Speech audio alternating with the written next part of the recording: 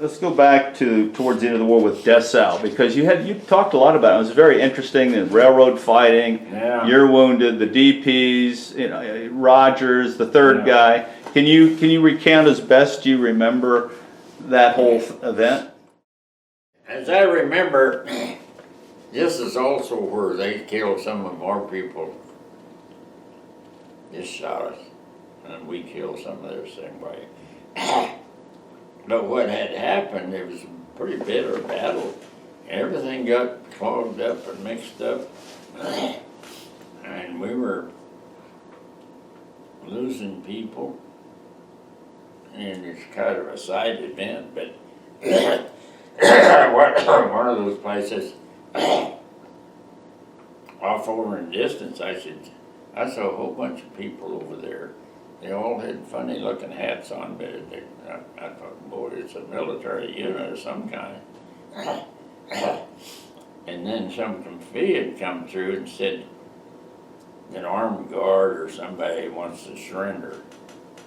And that's what they were doing. But I thought, or we thought, it was some kind of a setup, So we didn't do anything. But anyway, so we went ahead attacking them this way, or whatever, left them alone. And it was a civilian guard. Everybody had been called out. Hitler called everybody out. These are older guys. And anyway, the battle was still going on. And Rogers and I were still in the unit. And we seemed to have lost contact with the rest of the platoon. But here this one guy that you mentioned earlier, I didn't know who he was then and still don't know, run up and put in prone position right beside me where we were there in prone position trying to observe what's going on up there. Anyway, we were in attack mode and we thought we'd find out you could see in the rail yards, we could see the German troops, the knees of those German troops over in the side of the track, their big boots, So we sat there a while, or laid there a while, to try to figure out whether we were going. We wasn't in any position to do much fighting. Just as far as I can know, it's just us and Rogers. The rest of them were somewhere fighting, or anyway.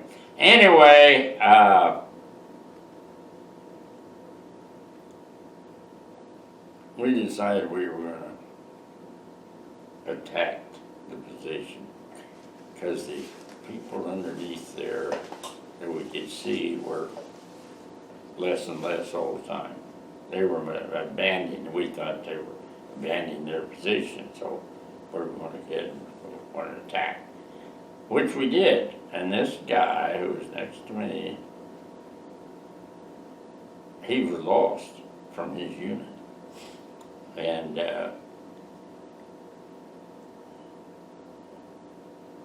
as I remember, and I've thought about this a lot, whether he said, I'll lead the attack, or I said, I'll lead the attack. Anyway, he led the attack. And we were, all three of us, leading this attack, which is not a very good ratio. But anyway, this was in a building in the railroad yard. There's a big red brick building here. And goddamn, we hadn't been very far, and the machine gun opened up. He was leading the attack. And that machine gun, I was right beside him. I don't know why in the hell I didn't. I received a few splinters from the bricks or artillery shells or something. But anyway, he did the attack. He got cut right in the middle.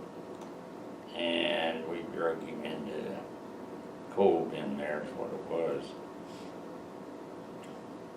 And I figured they were going to counterattack. And I wanted to attend to him, try to help him, but he was just bleeding, bowling out.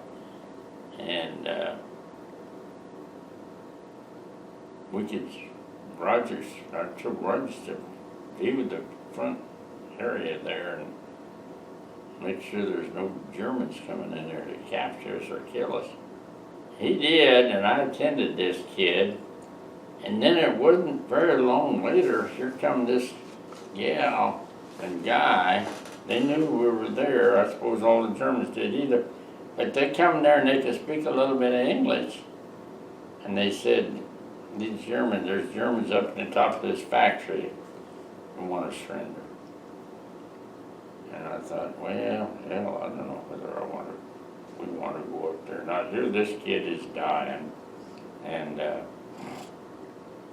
but it was a stupid move on my part.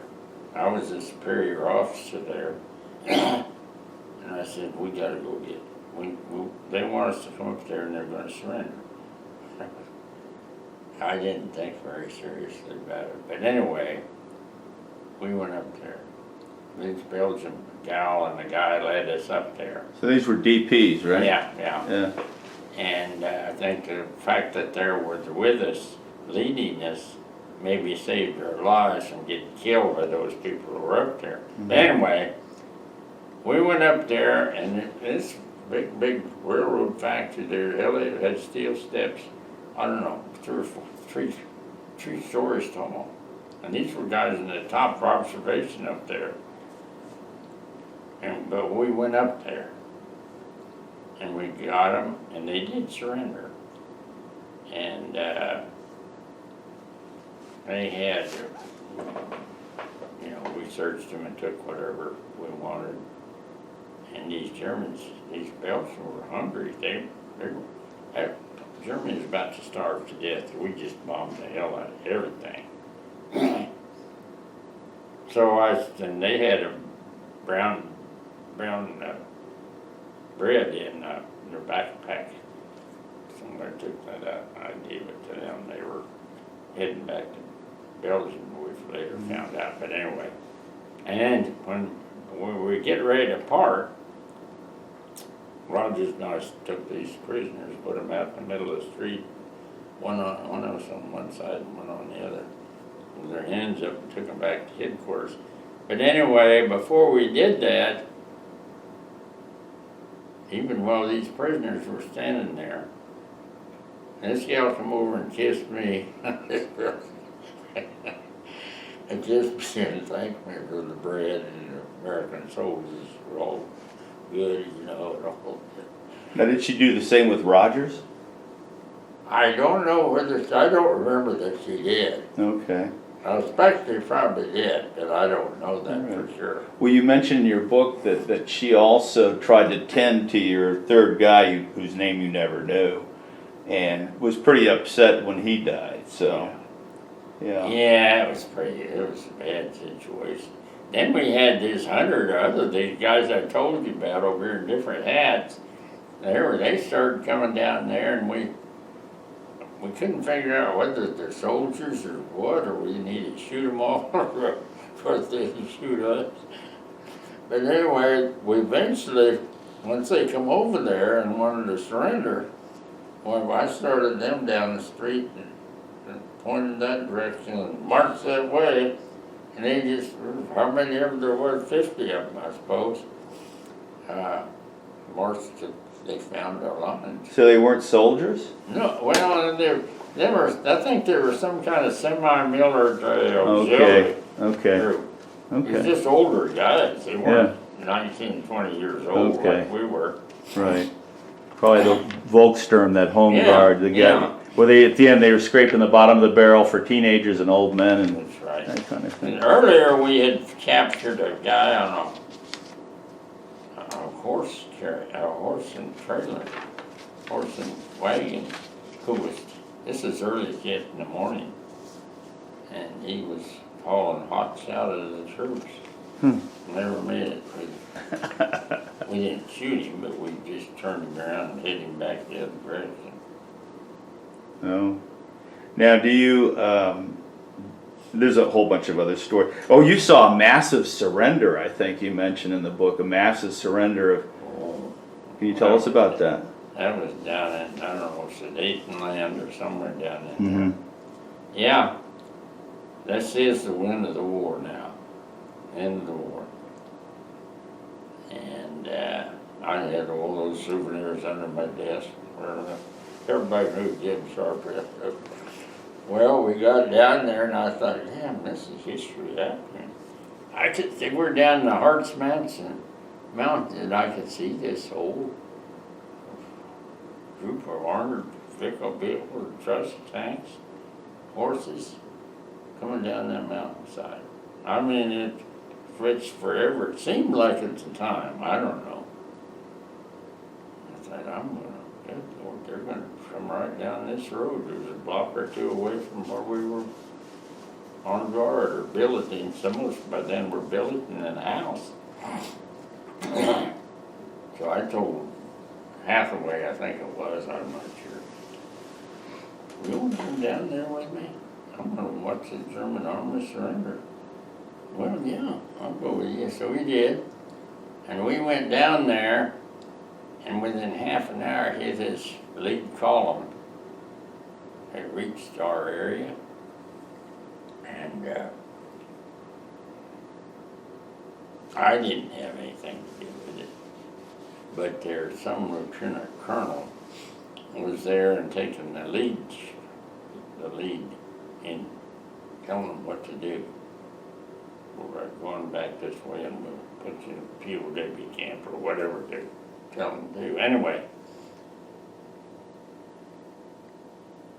then the last pistol, I probably done this, but the last pistol I got, this kid and I, Hathaway, were just standing there and seeing what was going on, and some of these German leaders were standing up by the windshield as they come through, and they were obviously the leaders.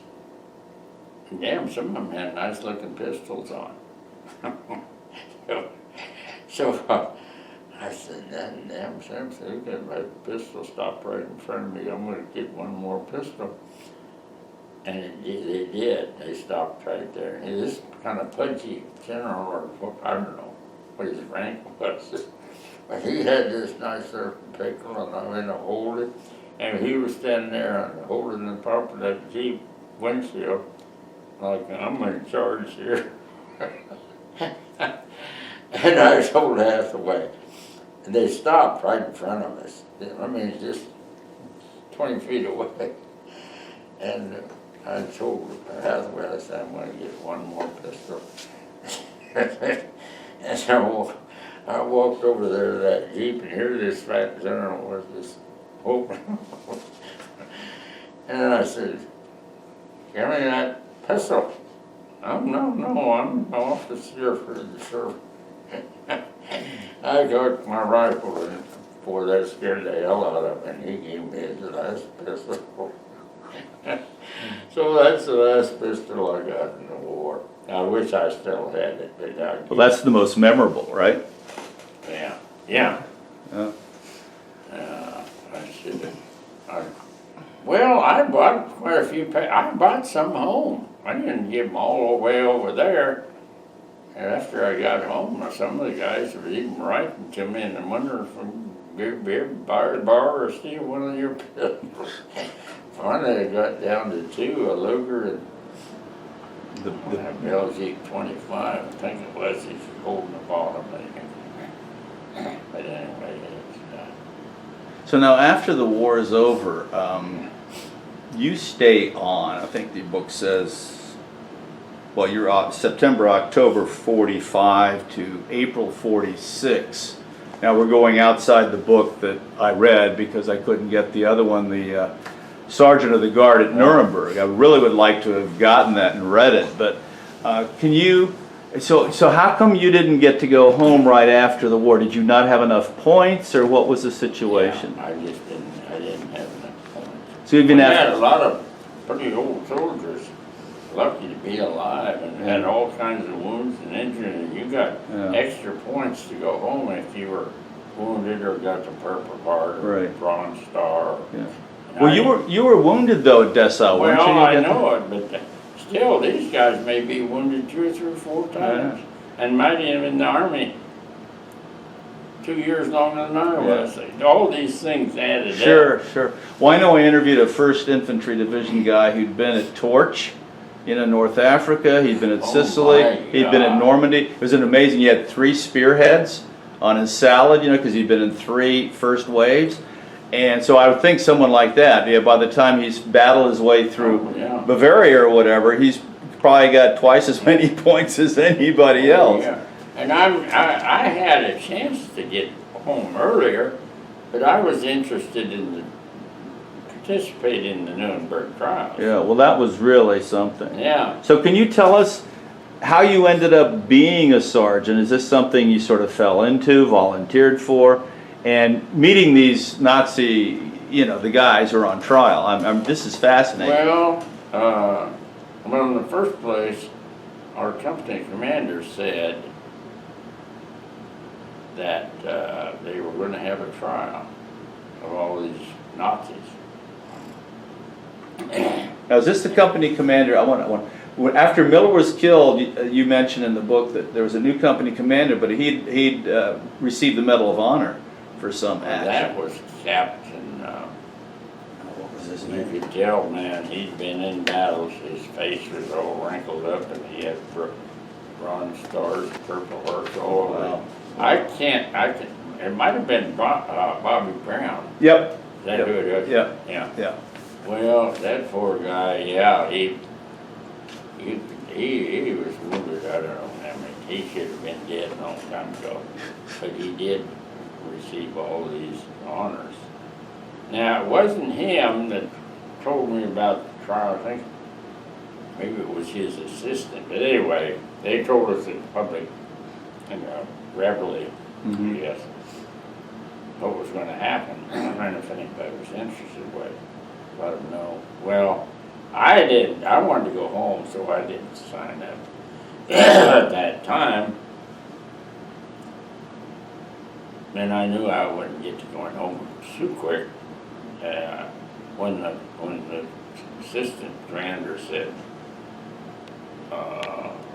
he thought I was, a pretty good soldier, and I had just got a promotion, and so he said to me, I need to recommend, I think, 4 people, every company here.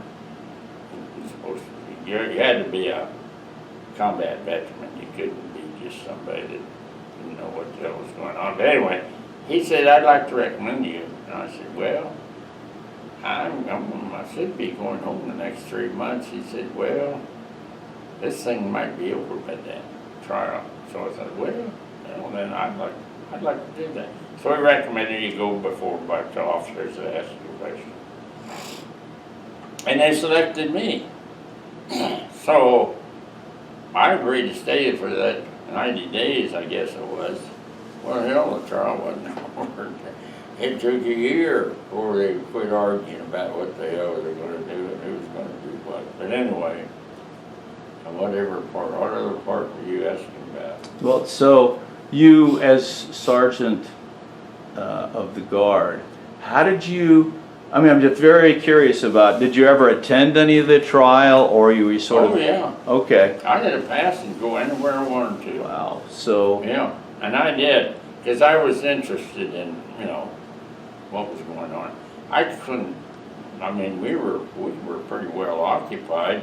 We had educational stations on how you treated these prisoners and all that kind of stuff. Okay.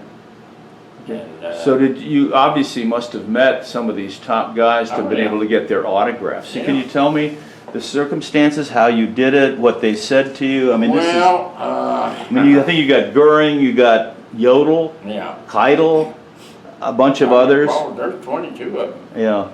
And of course, Goering commits suicide before he Yeah. can be. And that guy, that submarine commander, his son lost. Oh, Donitz, I yeah. thought he lost 2 sons. Yeah, Donitz. But he didn't get the death penalty. Donitz. No, No. he didn't. Yeah. He got out, but he was given 10 years, and he got out Right. before his 10 years were up. And I think Rudolf Hess, of course, I was don't know. Do you know whether he wrote a book or not? He probably did. I know that the last prisoner in Spandau, you know, where they were keeping some of these guys. Oh, yes. Yeah, and then he finally died sometime in the 80s, and they tore the prison down. Yeah. Who else didn't get the death penalty? Well, there was 11 of them that got the death penalty. Right, right. And I think, I'm trying to think of the guy who was the armaments minister. He didn't get the death penalty. I can't remember his name right now. You know, Judge Keitel? no, Keitel was. I think he was chief of staff, and he was hanged. He wanted to be shot, but was hanged. His name will come to me. It's right on the. He was actually Hitler's architect. You know, he was. Well, I think, that was Speer. Yes, Albert Speer. Yeah. He didn't get the death penalty. No. Rudolf Hess didn't because everybody thought he was crazy, and then Donitz didn't get it. You know, Goring did. Goring did. Keitel did. Jodl did. The guy who published that Der Stürmer magazine, I can't remember his name. He Yeah. did. Yeah, there were a bunch of them. So, do you remember who you actually did? You meet all of them, or only some of them? And how did you do it? What? The way that worked is we had an officer of the day. I was a sergeant of the guard, but we had an officer of the day that he wasn't in charge of the whole prison, but he was in charge of my group. And we were assigned a week at a time to, and 24 hours a day. I mean, each of us didn't do that, but somebody in our unit did. So we were assigned this, and I was not with the same prisoner each time. They didn't want us to even talk to those guys to start with, so they didn't let us, communicate with them. And, they could all speak English. All of them was well educated. A lot of them had advanced degree. They were highly intelligent. We got we got an intelligence test, and they were all very intelligent people. And let's see, where am I going here? Yeah. So you were not allowed to. No. To guard the same guy each day. Now. Yeah, so you wouldn't get too friendly. That's right. That's exactly right. But obviously you must have you didn't guard the guy one day and say, "Oh, can I have your autograph?" You probably knew him a while before you asked for that, right? That's right. You had to be pretty secretive about that. Okay. I mean, it was forbidden. We didn't even talking to him really. But what would happen is you would go with them to their lawyer who was planning your defense, or the doctor, or who knows, maybe they had a visitor. Or a psychologist, Yeah. or yes, well, whoever, yeah. And anyway, so most of the time when you go with them, and sometimes you had to have two of us, but most of the time when you go there, their lawyer didn't come at the time he's supposed to, or whoever, or really, sometimes they never come. Now, were they shackled when you took them out of the cells? No. Okay. No, they weren't. I mean, these guys were surrounded by guards. There was two of us. We were supposed to go, but sometimes you didn't have enough men to send to with every one of them. But anyway, I don't know where I'm going here. Oh, yeah.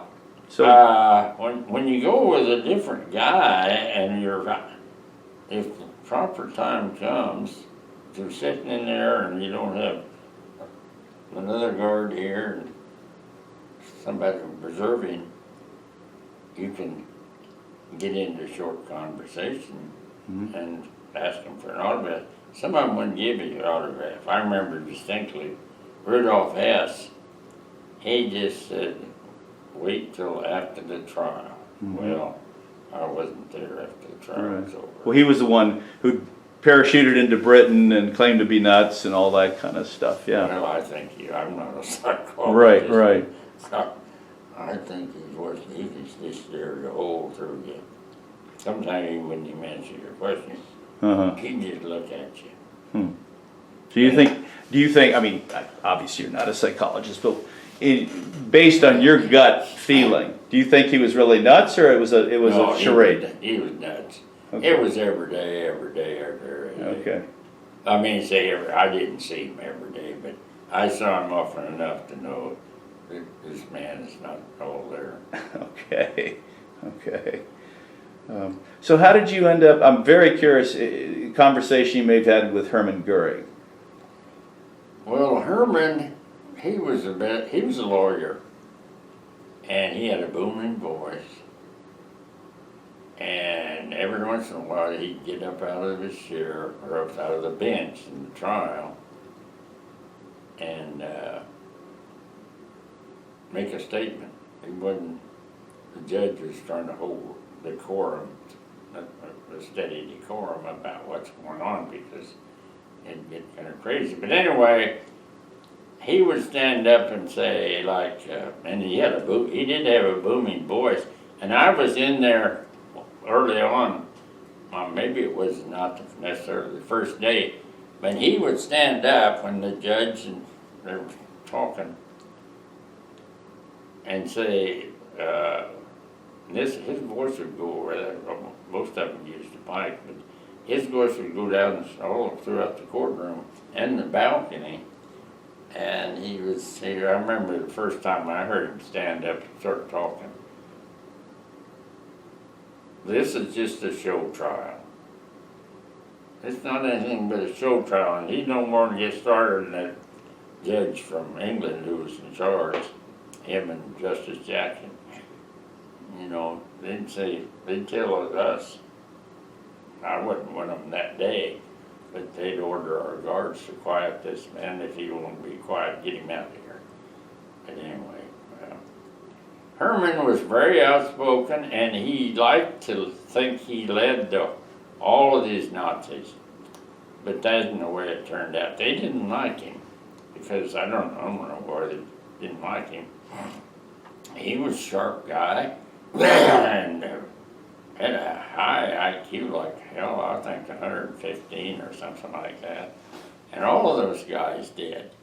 And they were one of them to speak several different languages. They were before it was early, I thought, damn. You wonder how, well, one of the things, of course, a lot of people have asked is, how could people who were so well educated fall into that mindset? You know? You know what? I think we've got a mindset in this country that's a lot like Donald Trump. I mean, Yeah. No, it's frightening. there's crazy people out there that they don't believe the truth. Yeah. No, You can't tell them the truth. well, it's funny because I've read. I hate to talk politics with anybody I'm interviewing, but there, you see these parallels, and you go, and then you have this denial thing. Oh, it can't happen here. Yeah. But I'm sure a lot of the Germans in the 30s said the same thing. This can't happen here, and it did. If you're in denial, or if you, well, I understand what happened after World War I. They had the Weimar, didn't work out. Weimar Republic was a failure. It was inflation. I mean, Versailles had really screwed them. So you can see why they were open to that kind of rhetoric, right? You can see how that could have happened. Absolutely. And the thing about it is, before this whole trial was over, I thought, damn, I'd hate to see him hang all these guys. And some of them were they said, you followed orders when you were the guard here, didn't you, during the war? Well, yeah. Well, I followed Adolf Hitler's orders. Mm-hmm. How come you're not being prosecuted? Yeah, there's that huge sort of gray area where you're following orders, but these guys are at the top, right? You're not a sergeant or a private or something. These guys are at the top, and they're following orders, but in many ways they're also forming policy. They are. And they knew what was going on, and so someone's got to But you know what? I finally concluded after being over there, knowing some of those people, and doing some research on that Nuremberg trial. We had quite a few people in this country that that had committed crimes just like they did. Oh, yeah, no, there were a Now, number, we don't talk about it, yeah, but there were. Good Lord. yeah. Now, can you remember any specifics as to exactly which signatures you got and how you got them? No, I don't. They're in that book. I know there's 9 signatures, and I think, I think I can tell you some that I got, or maybe some that I didn't get. Okay, I had Goring, and I had Speer, and I couldn't get Rudolph Hess. I don't remember some of those other ministers. Keitel, Yodel, I got Keitel and I got Yodel. Okay. You know. And they were thinking, well, all we were doing is the same thing you were doing. You were following orders. Mm-hmm, And they were following Hitler's orders. yeah. So they shouldn't be there. And they wanted, if we're gonna have to die, we want to die at the end of a gun like our Right, soldiers did. right. Did you ever get Dunitz, Carl Dunitz's? Yep, You did? I did. Wow. So did you ever have can you recall any conversations you had with these guys? I remember Rudolph Hess told, he said, "I'll wait till after the trial." Let's see. Was that Hess or was that was Hess? Oh yeah, Rudolph Hess, okay, Rudolph yeah. Hess, The yeah. crazy guy who parachuted into Scotland. Well, Right, yeah. yeah. Damn, that's a whole other story. I don't know whether everybody wrote a story. Have you read a book about that?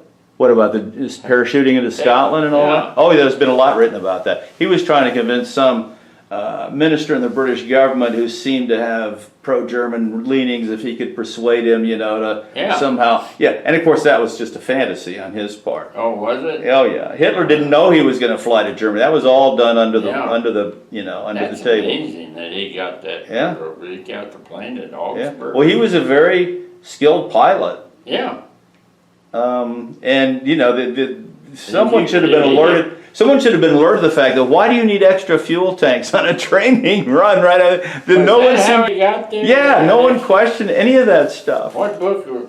I can find it and let you know. But he was flying, I think, an ME-110. It's Yeah. the twin engine. The twin engine fighter. And I didn't know anything about drop tanks on those early German planes, but he must have had them because that was way out of range. For where he wanted to. Because the 109s, for example, the ME-109s didn't have hardly any range at all. I mean, Well, I wonder how in the world this was warped? yeah, How in the world was that ME-109 or whatever? it was German 110, yeah, plane? How in the hell could it fly from over there clear across? and not get tracked or shot down. Yeah, Good there's Lord. been a lot written about it, and there's a lot of weird stuff about it that has never come out. So. There may be stuff the Brits know, and they're not, at this point, still not talking about. I mean, who knows? Yeah, well, I don't know whether I told a story in any of those books or not about the death of Hermann Goring. Did I tell you that? Okay. Go ahead, no, please, tell us. I know Here's someone... what I believe happened. Okay, This kid whom I posted on guard over there before I come home from her Spring, California. I can't tell you his name right now, but anyway, he was guard. And he was in love with a good-looking German girl named, I can't remember. Anyway, I'll tell you in a minute. But anyway. Well, and he was guard just like I was, except I was sergeant of the guard and he was one of the guard. so he's like a private or a corporal or Yeah, something yeah. like that. Okay. Anyway, he was married, but he's still playing around with this German gal. But anyway, she says she was some kind of friend. Either she was a friend of Hermann Göring, or her friend was a friend of Hermann Göring. And the Americans were not giving Herman the medication he needs. I'm wondering if, I can't think of it, this guard, her from California. Oh yeah, if he needs medication. Well, make a long story short,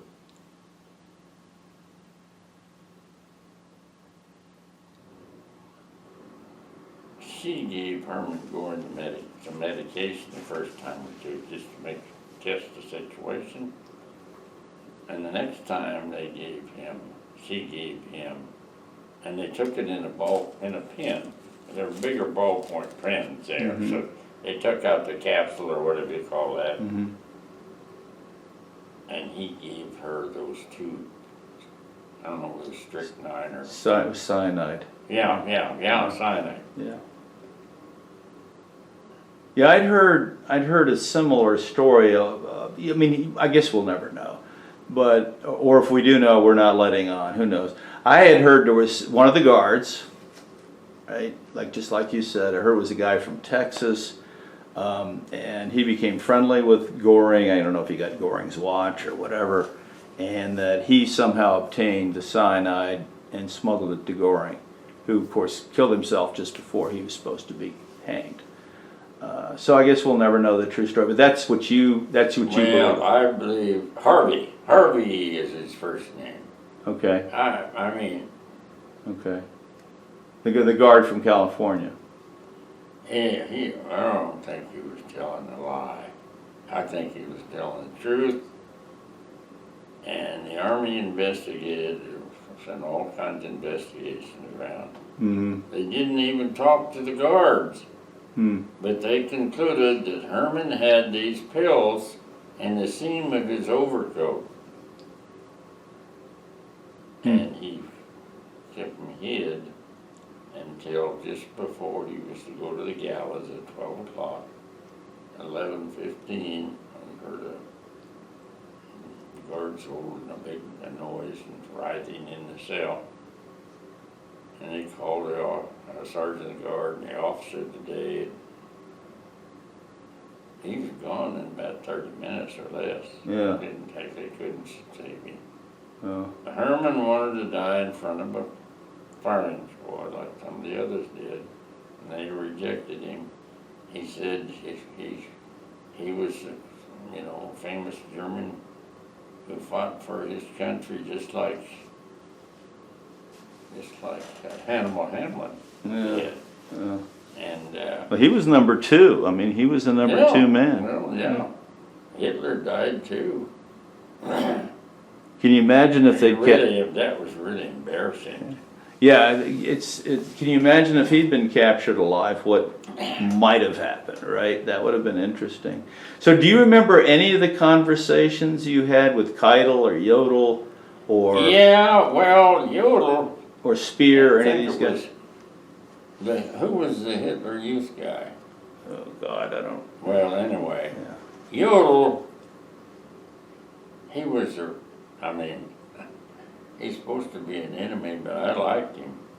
He could speak good English, and he conversed, and you had to be pretty careful because you could really get into trouble, But I remember, I think it was Jodl.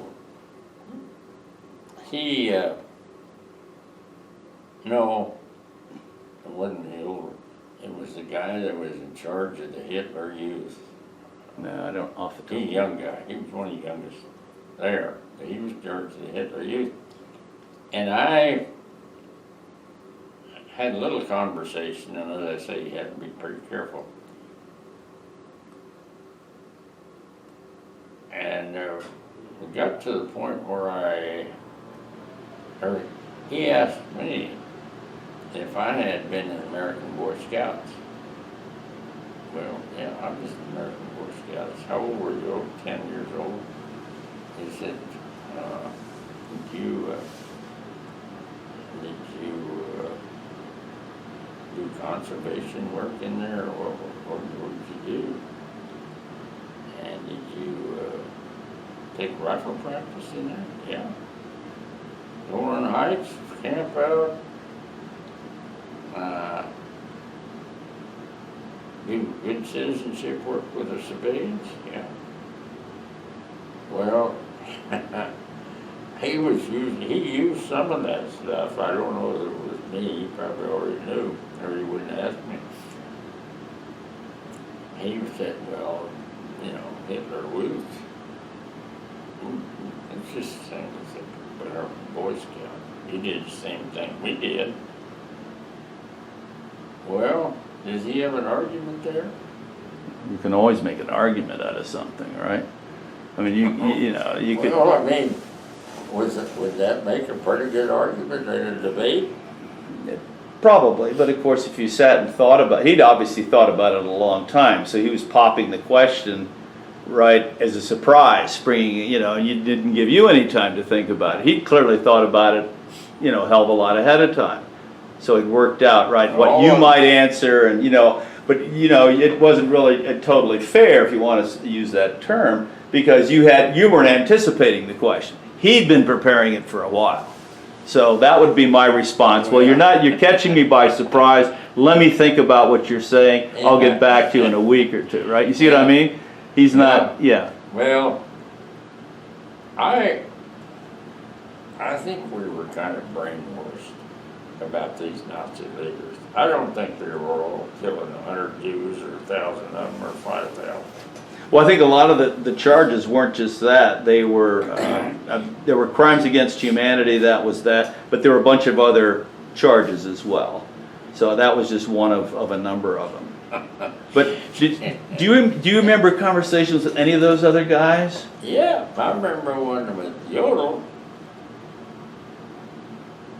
Well, he's the one, of course, he was a strict disciplinarian. He controlled, I don't know, one of the field forces, I think. Yeah. And his, not part of the, well, it's part of the conversation. His wife visited him quite frequently. She was a lawyer. And her daughter was a lawyer too, besides being a military, he was a lawyer. And his wife come there. But let's see, I don't know.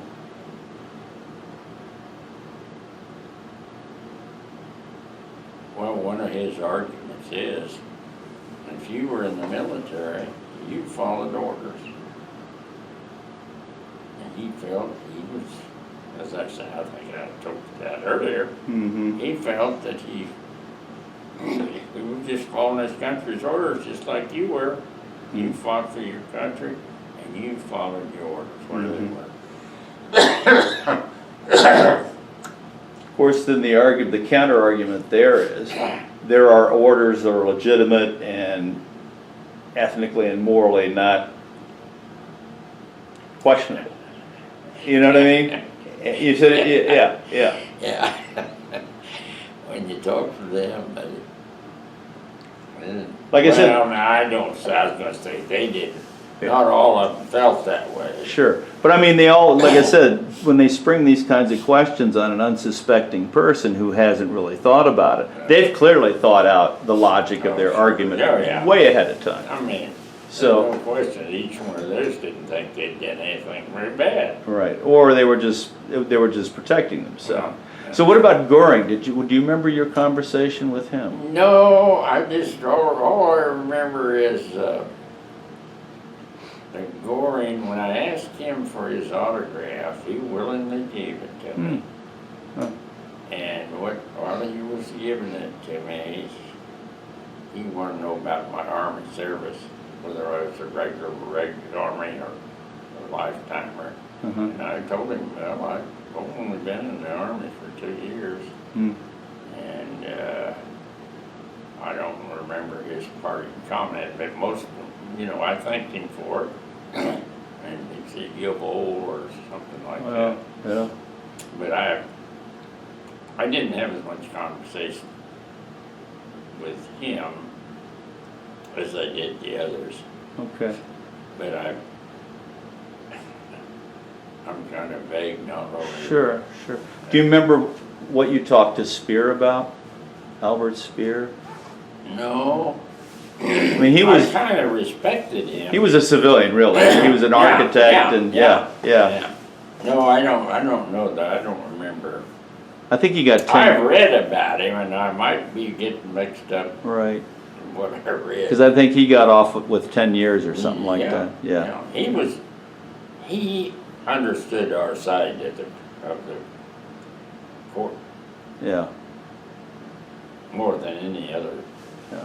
Now Gordon, he was adamant that we didn't have anything wrong. This is just a corporate spectacle that the world Mm. gives us an out for Mhm. what happened. Well, he probably figured the outcome's a foregone conclusion. I mean, Yeah. clearly, Yeah. yeah, yeah.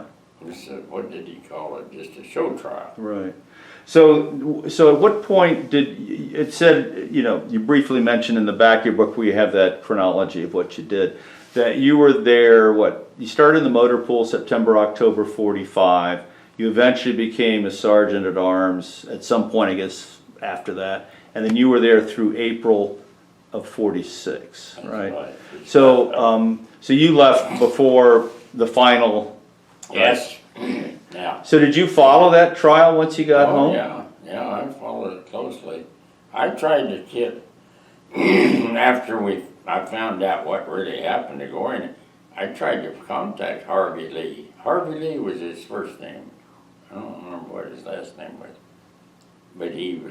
Did you know him? Yeah. Oh yeah. Okay. Well, you see, what happened was, well, he carried that pen in with that cyanide in it. That's what happened. But he, of course, never admitted that. Who, Gordon? No. Oh, no. No. No, he didn't know that. Yeah. I tried to contact, he wasn't necessarily a friend, but I knew who he was, and I knew he had this good-looking girlfriend, and I believed what he was saying. Uh-huh. Now, the Army says he So is he claiming, or do you think he was claiming he was just duped by this girl, that the first time he carried the stuff in, it was legitimate, and then he made the assumption that the next time? And what was his defense, as far as you know? Well, I don't know. Okay. I just started this investigation, my own personal, and then I'm not even sure they talked to him. Wow, that's weird. And she disappeared. And you never were interviewed or anything? No, I wouldn't. Hmm. That guard group there's a lot of rotation going on there after the war. Right. Yeah. Of course, that's why they wanted combat veterans so they wouldn't sympathize. It makes sense. Yeah. Yeah. But that caused a lot of rotation in and out. Okay. And before I even left, it was started, that rotation was starting to break down. So did our people ever vet, do background checks or vet, in some way, any of the guys who were going to be these guards? Or they just randomly said? I don't think so. Were you vetted? Except for the interview. Right. But your interview, you say, was pretty. Well, it was. I remember one question was if you know what the Geneva Convention was, Mm-hmm. and general questions like that. Mm-hmm. But let's see, there was something else I was going to make a comment on. About your interview or something else? Some people are, who've investigated said the Army knew. Who did it? Or No, the Army knew what the investigation was going to find out before they Oh, okay. Yeah, my, Because, see, they probably found out that Harvey Lee carried out these duties. You think the Army would, I mean, we had these guys for 9 months in prison, and I don't know how many guards around them.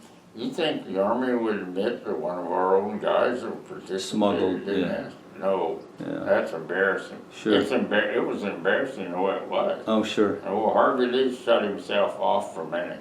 See, he didn't want to talk at the time because he was a married guy. Mm-hmm. And it was 50 years later that he and his girl, his daughter, was watching a television program on Judgment at Nuremberg. And his daughter, he'd never said anything about it to anybody because he didn't want to say about his girlfriend. But after his wife died, his daughter saw it. She said, I can't believe what's happening here. Nobody knows what's going on. And he told her, he says, I do.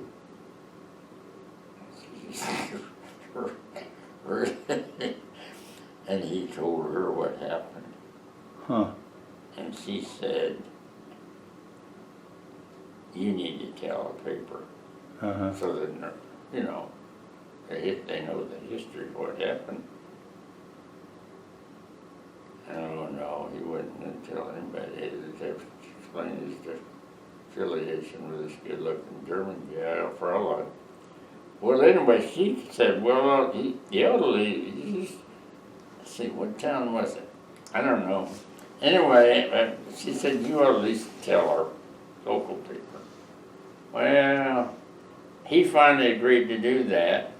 And once it hit the local paper in out to California, Of course, it's going to make San that. Francisco Examiner. Oh, it's going to make the national Oh, news. yeah. So that was right around what, the late '90s, 2000, something in there. Yeah, it would have been. I was just kind of amazed in so many ways. So you saw you saw the headline somewhere at that point. Yeah, yeah. Okay.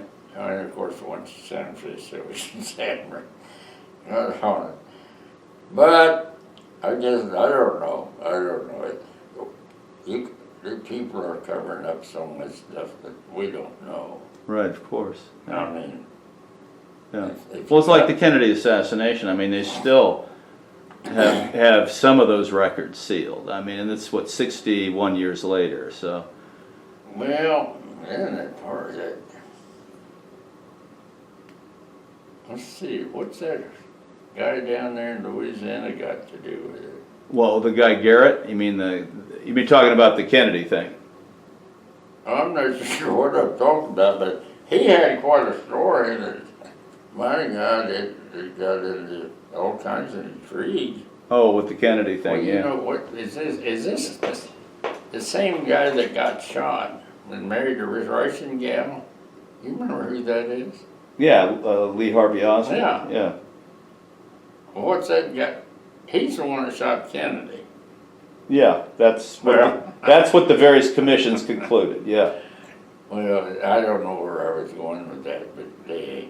Well, it's a similar kind of conspiracy theory, right? That's out there because you're always going to have these people that no matter what the evidence is, right? They're going to see a conspiracy, right?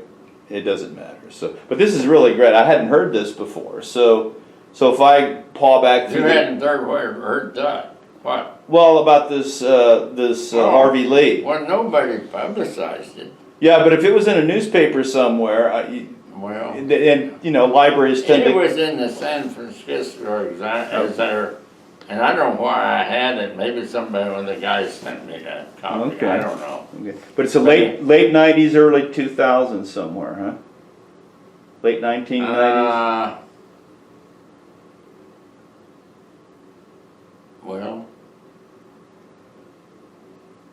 what would it? Let's see. This was I'd say. You said it's 50 years after the war, so it's 45. Yeah. So that's 1995. Yeah, that's so probably- about in there. That's about right. Yeah. Okay. You can probably look it up. That's what I'm saying. If I have a time frame, Yeah. you can Yeah. track it Of down. course, I don't really remember whether before that before the discussion was over on it, Mm-hmm. they concluded, the Army concluded, the investigation, the CIC or whoever it was, Mm-hmm. concluded that he committed suicide Right. Which he did. Yeah. with these pills. Okay, but no one ever concluded how he got them. Because, they, Well, yeah. some people have. Right. Right. The government tells you one thing. Sure. And God, that's the first time I thought, damn, I'm a soldier. I fought for my country and I damn near got killed doing it. Yeah. These people are lying to me. Yeah. How can you trust your own government? Well, since then I found out you can't. Yeah. Gee whiz. Nah, I now don't know what to believe. There's so much, Oh, I know, that's the problem now with the internet and yeah. all these, websites and conspiracy theories and, yeah, no, it's hard to know. It really That's is. bad. Yeah. It's bad if you can't believe what the government is telling you. It's really bad. Yeah. I don't know where it's going to lead, but they're fighting like hell up there. And we haven't seen the end of it yet. It's going to get worse. Well, look how dysfunctional Congress is. I mean, Oh my God. you've got, yeah. Nothing you can do about it. You got some total nut jobs in there when you think about it. Yeah. Yeah. I mean, The problem is, who decides that I'm a nut? I know. One guy's nut is the other guy's hero. I know. It's. Oh, Yeah, I know.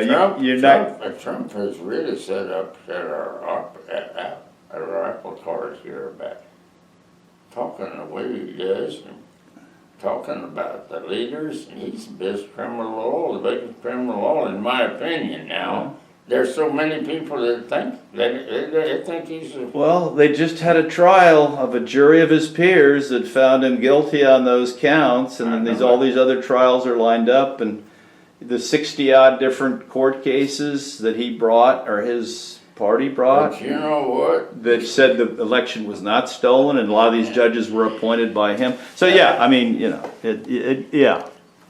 There's I think he's going to get some immunity of that. Oh, sure he will. I think the Supreme Court. I mean, yeah, that's, I didn't want to think about it. Anyway, I wanted to ask a couple other questions. Did you, after, we never really got to what you did after the service, and I know this has gone on a long time. So briefly, what did you do after you got out? Did you use the GI Bill? I did. And what did you use that for? I used the GI Bill, started in 1946. I was out in May 46, and I started at Kansas State University here in September, fall semester. So you graduated in 1950 then? I graduated in 1950. And what was your major? Business administration. Okay, right. And then I got into computers very early. That was a smart move. Oh yeah, well, it was a heck of an accident though. It wasn't because I was so smart, but it was just an accident. And I don't know when it was early on when it was. We started using. I was working Farm Bureau Insurance Company, and we started. IBM come in and started selling our management on these machines that were wonderful, and they bought them. But when they come in, they said, "Well, who's supposed to run these things?" Okay. So, They sound great, but we got nobody to work them. That's yeah, okay. And they come to me, and I said, "Well, I don't know. Well, we're going to send you to school for a week or two, and you're going to get educated." Well, I kind of thought, well, what, I just finished school, but I'll start again, I guess. Well, if they're gonna pay you to go, yeah, why not? Anyway, that was way back when they were counting machines, punch cards. Yeah, yeah, See? yeah.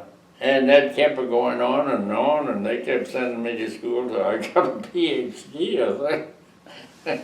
Yeah, because I know that field is so fast moving that you really have to keep up every 6 months. And now it's just, it's crazy. And I was getting pretty old after I was gone, and I was going to these IBM schools, and they started giving you tests.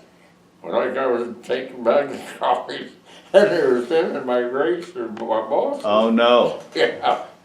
But anyway, I mean, I did okay, but Right.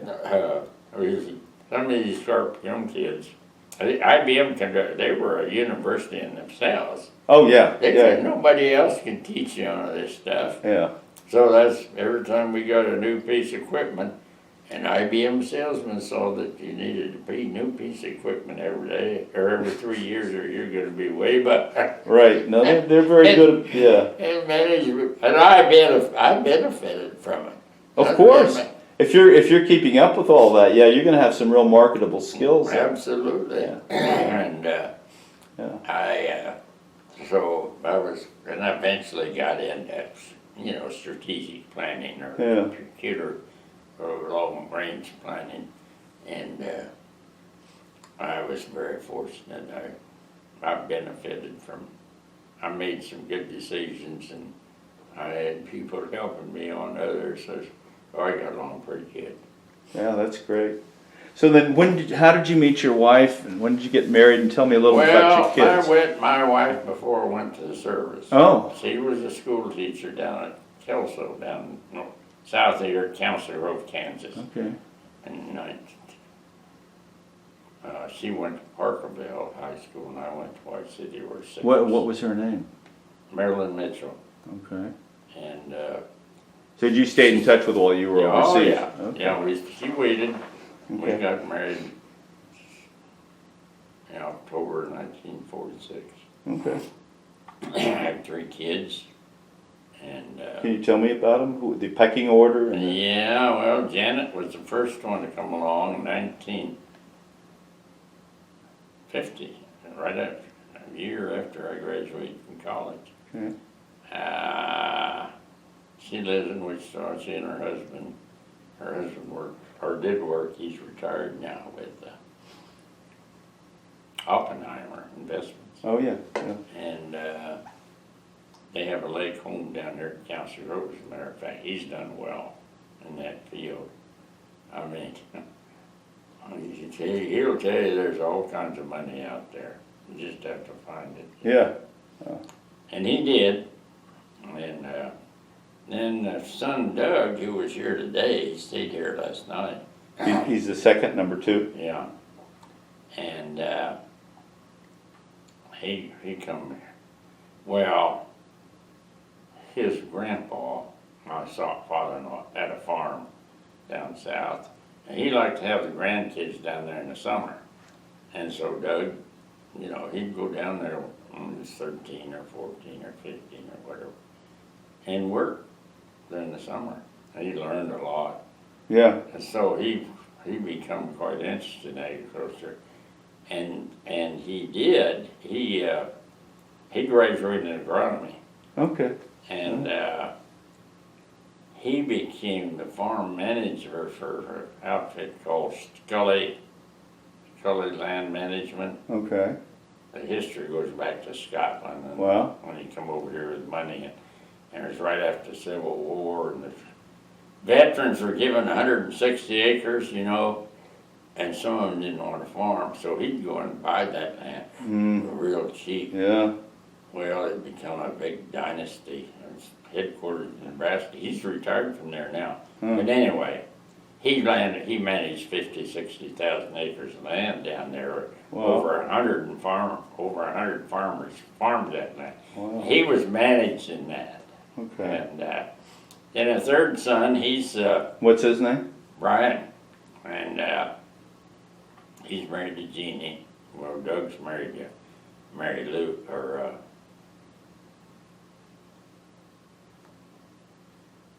oh my God. she is a Kaw Indian, Huh. and she speaks about what happened.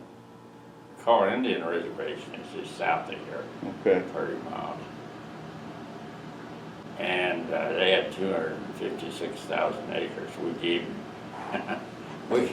We gave them this land. We took it away eventually, but we gave them that land. Hey, her ancestors are part of the Kaw Indian leadership. And we gave them that land, and then we decided, yeah, they didn't use it. They didn't know what it. So let's steal it back, right?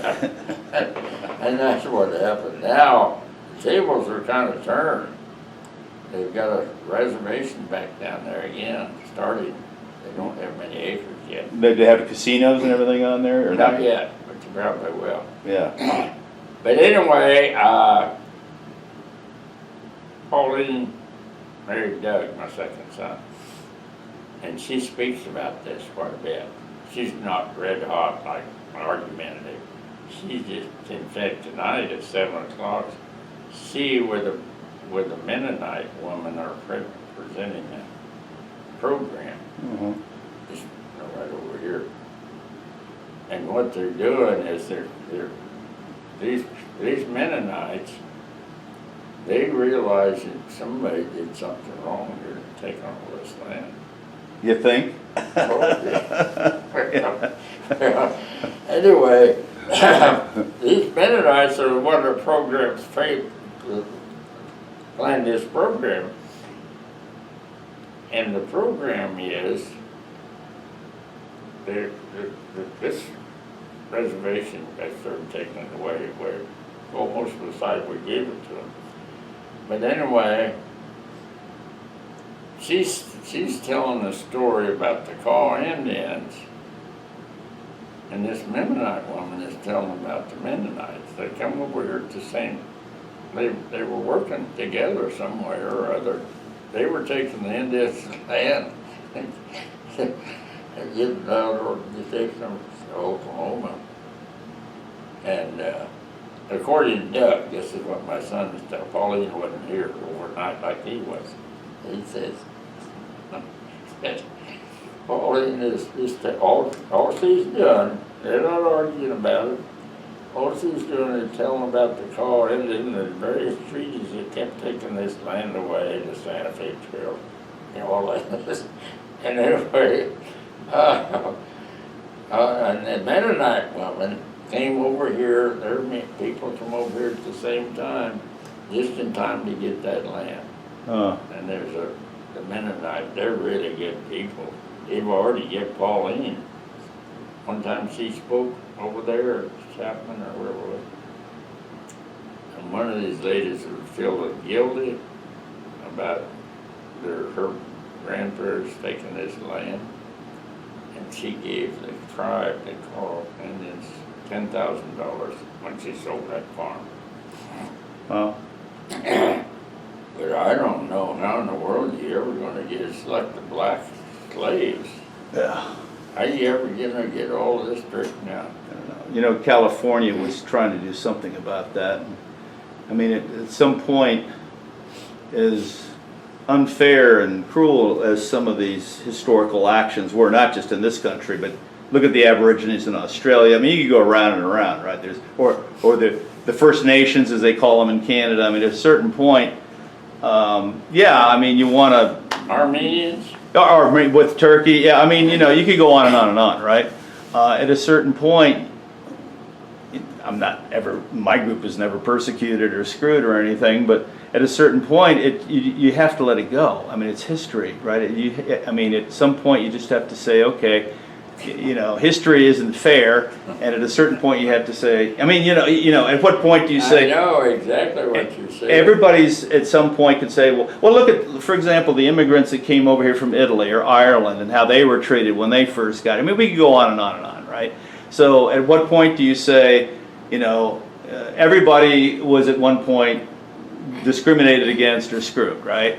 And at what point do you say, well, we just have to accept that that's what happened, it wasn't fair, we have to move on. But I tell you, You know, I mean, at some point you have to do that. The blacks are already, I saw in the news the other day where there was a podcast that in some city in Indiana, some way they're going to pay some ransom for what we did. Oh. Somebody. Well, I think, you know, if it's one of these things that's a local community making the decision, you know, that's one thing. But I mean, I don't know. I don't have a vested interest one way or the other in it. You know, I don't have a horse in the race.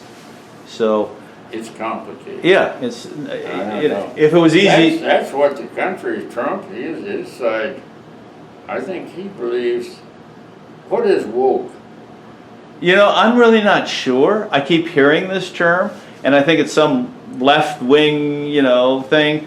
I'm not really sure what it means. Well, I'm not either. I keep it, once I get it straightened out, I think, and then I think, well, that, you know, that wouldn't be true. I think a lot But of these. I think, now let me tell you what I think it is, and this is another scientific research.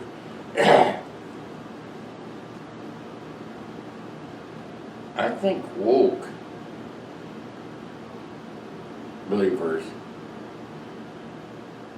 maybe I haven't turned around, I don't know. Woke believers want you to tell the truth about history, regardless of what you believe. Wherever the chips fall. Yeah. Yeah. They want you to tell the truth. Well, I don't know, you tell the truth about the slaves and the plantation owners and all that Yeah. kind of stuff. Good Lord. You're going to have different perspectives, and you know, I mean, I don't even know what to tell you. You hear the term all the time, and my guess is a lot of the people using it don't know what it means either. It just sounds like it's the other guy, so we're going to put this label on them. There's another term that's, I think it's the opposite. Whatever woke is, I think this other term that's new to me. You know what it is? No, It's opposite of woke, whatever that is. no, not offhand. No, I Oh man, that's not, I tell you, it's not, it's the language we use in our United States of America. We've gone to hell. yeah, I don't We know what don't happens. tell the truth anymore. Somewhere along the line, yeah, something went off the rails. Yeah, not sure exactly when, but here we are. So. I Oh, think, I wanted to ask you a couple of other questions. Did you, after the war, ever have reunions of any kind, either with the guards at Nuremberg or any of the guys that you served with in the 1st Infantry Division? the first infantry division headquarters are right out here at Fort Riley. Right, yeah. And I went to some, but the thing of it is, I was an old guy, the Army sent a lot of people out there, you know, that first would represent the 1st Division. And then after 50 years, I thought, you know, somebody ought to develop the history and get some of these guys together in the Battle of the Bulge. Mm-hmm. And so there was a guy from Junction City called me and said he'd been a prisoner of war. Hmm. He called me and said, I didn't know him, Bill Stahl, he's a lawyer over there. But anyway, he called and said, I hear you've written a book about our combat infantry. I said, well, yeah. He says, how can I get one? And I said, well, you know, they're $20 a piece, but you can come over here. He said, well, I can't drive. He was just license taken away. Anyway, so I said, well, I'll come over there. And I went over there and we had coffee at McDonald's and we got to talking about it. He was in the battle just like I was. But he says, I didn't know what was going on when I was a prisoner of war, and I know. Yeah. So he was captured at the Bulge. Yes. Okay. And wasn't released till after the war. But Now- anyway, I decided, well, I said, you know, Bill, you know several of those people over here. Yeah, I know 3 or 4. And I said, well, I know 3 or 4. Let's get them together for coffee. So we did. And then we found out there were 31 of them in downtown or around the country. How? Yeah, yeah. So we formed this battle. He couldn't drive, so I was the one that had to take over, you know, the leadership of it. And I was the first president of the Battle of the Bulge. Association thing. Yeah. Is that the one that puts out that newsletter still, like Yeah. once a quarter? Yeah. Okay. Yeah, we Yeah, I've have seen a- that. Yeah. We have a magazine. I don't know if it's every quarter or when it is. I just got one here last week, but we've lost so many. There were Yeah. 31 of us to start, because I remember the first meeting we had as American Legion here, and I was president, and I asked, there was a lot of people there, but I wanted to know how many of you here today received a combat infantry badge for being in the Battle of the Bulge. There's 31 hands went up. Wow. Now, how long ago was that? You remember? Let's see.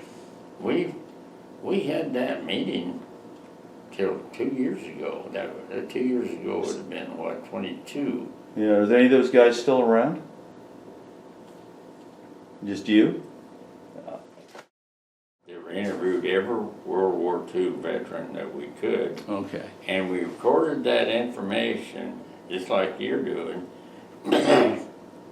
And we gave a copy of those interviews to the Riley County Historical Society. Mm-hmm.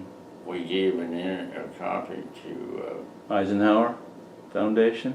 yeah, Okay. one other in Washington, D.C. Okay, it'd be Library of Congress probably. Yeah, Yeah. that's where it's Yeah, filed. yeah. It's on file there. And there was, I don't remember here, I interviewed at least 50 people. I think we had 100 or Yeah. something. Yeah, the only problem with the interviews is you know, is that no two interviews are the same. So some guy could come in tomorrow, you know what I mean, and do an interview with you, assuming you wanted to, and he might ask different questions. You know what I mean? It just depends on the time, the questions that are asked. Yeah. The chemistry is very important. I mean, if you have chemistry with the interviewer, you know, that's great. I mean, there's all these factors. Did you graduate from University of Delaware? No. I'll tell you what I was in 5 different universities as an undergraduate. So I was in Egypt 2 years, I was in Greece a year at 3 different places. I finished my undergraduate at University of Pennsylvania. All my graduate work is University of Michigan. So I got the job at Delaware straight out of graduate school, literally Really? straight out of graduate school in 1981. And so that's how I ended up there. I'm not from the East Coast. I'm an Army brat. You know, we lived all over the place. Oh, yeah. So- That's where you went to these foreign universities. Yeah. And, you know, like I said, my dad was at Leavenworth twice. He was there for the short course, the 4-month course in 61-2, something like that. And then he was in Korea. We couldn't go. It was a hardship tour.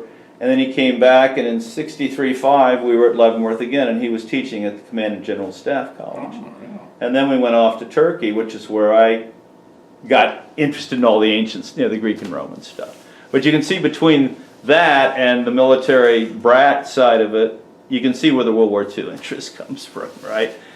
So I'm just sorry Have you written your story? No.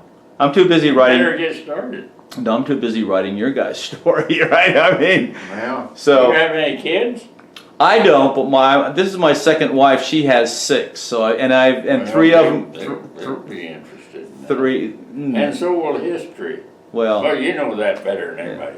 so, so I asked you about the interviews. The other thing I wanted to ask you about, about whether you. Oh, I know what. Have you given talks at schools and stuff like that? I assume a lot, and that's important. That's really important. I fell the other day and I cracked my head, and then I tell you, and I got 5 stitches back. Oh no, yeah, I knew you'd hurt your back and your right. Yeah, I saw that. Wow. Yeah, I'm just not too stable. That's where I've been sitting here. Yeah, no, that's fine. So but you were called on regularly and volunteered to do that and all that kind of thing, or not? Did you get Well, tired of it or what? it was quite a while before I wanted to talk about it. Okay. I'd say my kids, I had a lot of trinkets, war trinkets, including, a couple pistols Yeah. and a lot of other stuff. In war, you pick up stuff that somebody else's. Right. Especially if you go into a lot of houses, and Right. it's, now you think, oh God, why did they do that? And the other day I see where one guy who was a prisoner of war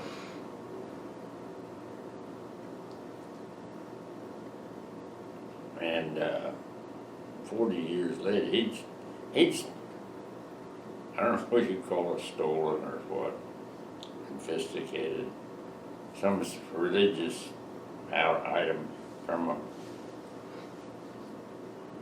prisoner. He got out of a prisoner of war camp as the war was over, and there was like thousands of American soldiers in there, British. And then the war was over, and the German guards left, and here these thousands of prisoners were in there. So they started marching to our lines, and they got hungry, and they just stole everything they could. This one farmer had finished his potato harvest and had a big trailer of tomatoes, or potatoes, and these guys were so hungry and starving that they took all those potatoes from them. And there's a lot of that happening. Oh, sure. Yeah. So, Yeah. I know. I think that's a different situation from just looting a picture from a house. I mean, that's Well, different. Yeah. These guys, you have to live. You have to survive. So That's you eat. right. Yeah. Yeah. And that's a different situation. Yeah. But you did talk about it eventually. Yes. Oh, yeah. And I've got a file of speeches about it, that's all. okay. And a lot of those are little kids, No, that's important to let Yeah. them know. third and fourth. It's very different from a person who was there as opposed to reading about it or seeing a movie about it. It's just not the same thing. That's, Yeah, I could. There for a while, I was going every place they asked me, but they get darn tired. Oh, sure. Yeah, it gets So started. now I'm awful selective about that. Sure. Anyway, So the other question I had for you is, did you ever go back or want to go back and see some of these places where you had been? yeah, I took my kids were in. Two of my kids, I guess, went along. My wife and two of my kids. My Okay. wife is dead or died today, but I got a girlfriend. She's here. I don't know. You were mentioning her. You said she's 6 years younger. Yeah. So it's not quite as I probably ought to call her and tell her to come down here and meet you. yeah. Well, it's probably not as grievous as the man I interviewed yesterday there was a 13-year difference. So we're starting to get into the cradle robbing area there. He was 101 and she was a mere 88. Well, And he said just in the past year he's put 37,000 miles on his car because they always go out to eat and try a different place each time. So well, after I moved up here, I was going with this gal. okay. Well, she was at Farm Bureau where I worked Uh-huh. as an executive secretary, and I was manager of information systems. Okay. So I knew her. Okay. Her husband died about the same time my wife died. She had Alzheimer's. Oh. But anyway, where was I going with that? Well, that's one of your forms of entertainment. Yeah, because when she moved in, she just moved in across the hall. So you didn't know, I mean, did she know you were here? Yeah. Oh, I she knew did. her at Farm Bureau. Yeah, but did she know you were here? Yes, she Oh, did. okay. She knew right where I was. Okay. She got to follow me. But anyway, I've been here 2 years, and she's been here about a year. Wow, so you haven't been here that long. And I'm 100, and she's in 93, I think. Oh my God, a child. Yeah.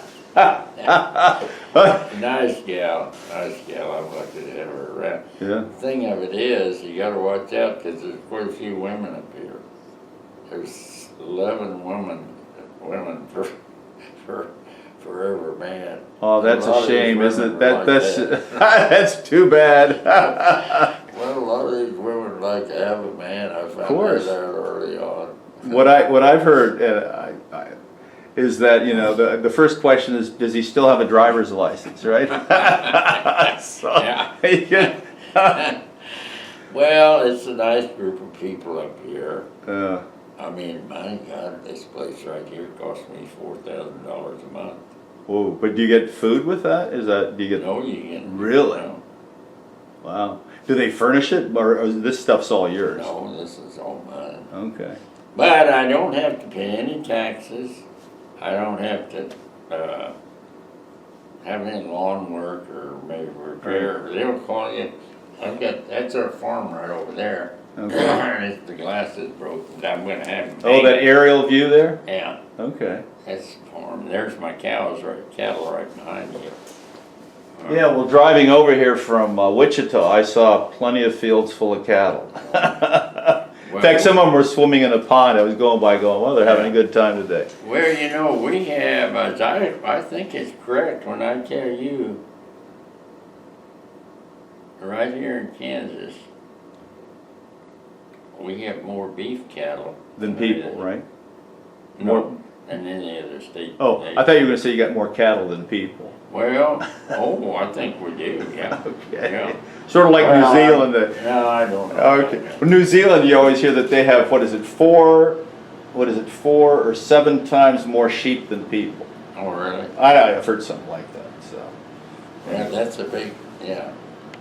We're more beef and they're more sheep. Right. Yeah.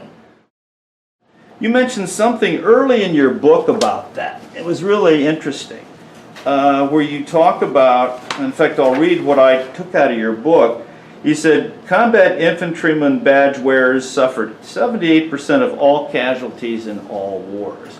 And of course, that's only given out to infantry. Tankers aren't going to get it, No. right? Artillery guys aren't going to get it. No. So it makes sense because, you know, you guys are right up there. I Yeah. mean, yeah.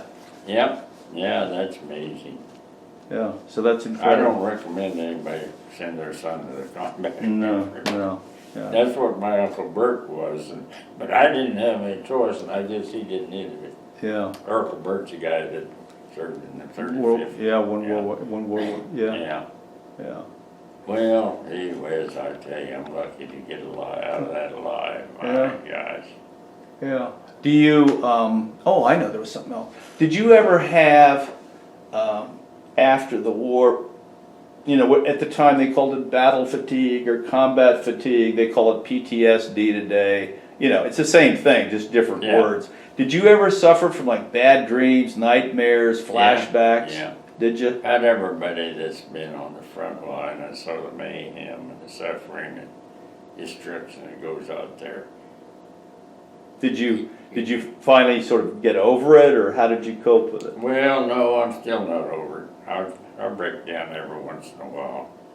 What's the trigger usually? Is it a yeah, TV? yeah, Is it yeah. a TV program or something you read, or what? Last time I go to a coffee group here, and I was president of the Battle of the Bulge monument that we put in here down at City Hall.